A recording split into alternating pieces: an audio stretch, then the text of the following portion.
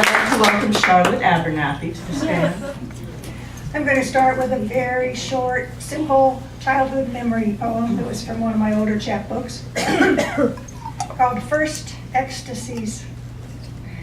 Oh, those easy thrills of childhood, when I was still close enough to the ground to drown in the smell of new rain, still small enough to shelter under prodigal old lilacs, wanton enough to break off whole armloads of those blousy flowers without guilt, to inhale their potent purple perfume as proof that the world existed for my delight, still naive enough to expect such extravagant joy forever.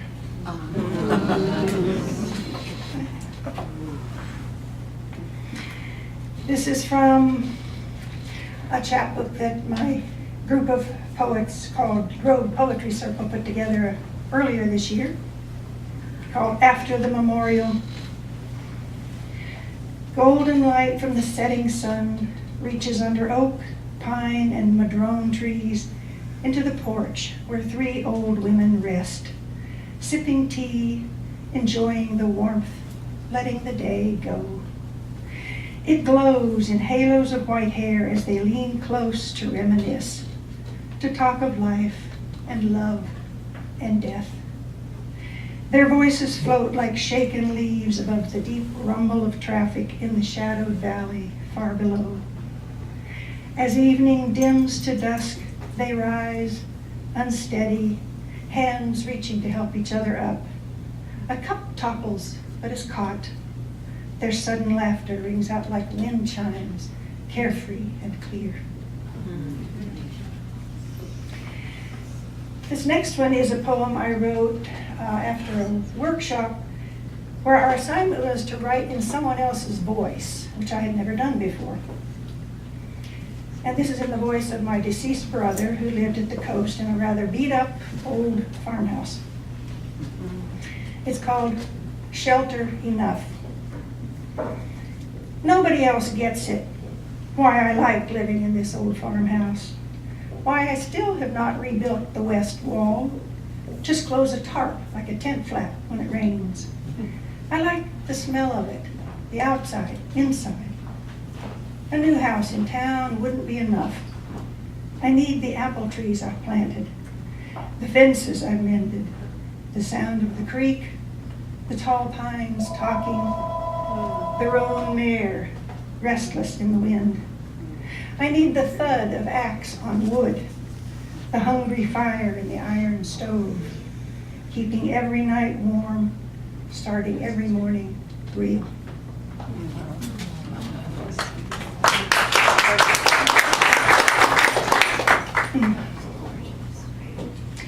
And I will read one from our chapbook, our little Sudden Meteors book that we just got put together.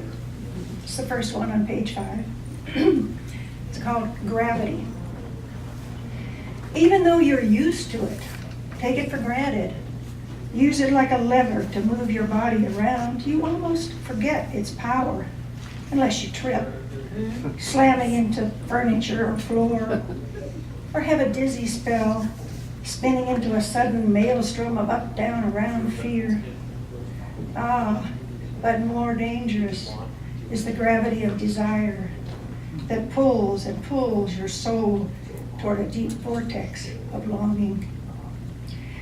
Blessed are you who find a place in a familiar galaxy, who can accept your role as moon or planet, who never know that a wild meteor could crash into your heart, tearing you from your settled orbit, careening you into the burning light, or flinging you out to endless dark.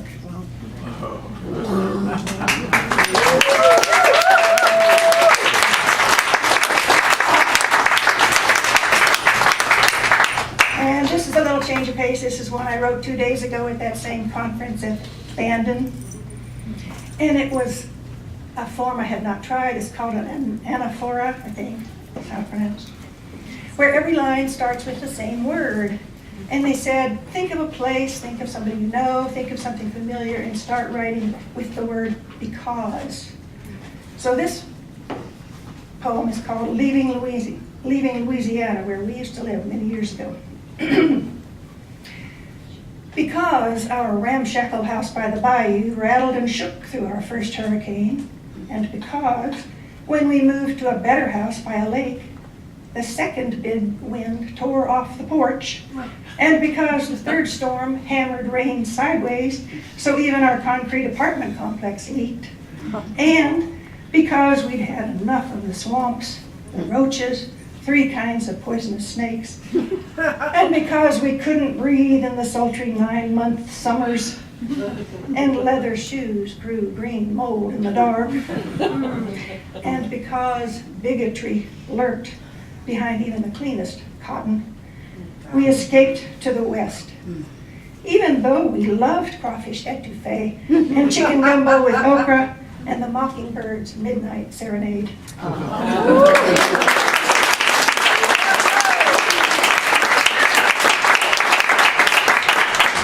Our last reader is Sarah Lynn Simpson. Where is Sarah Lynn? There she is, way back.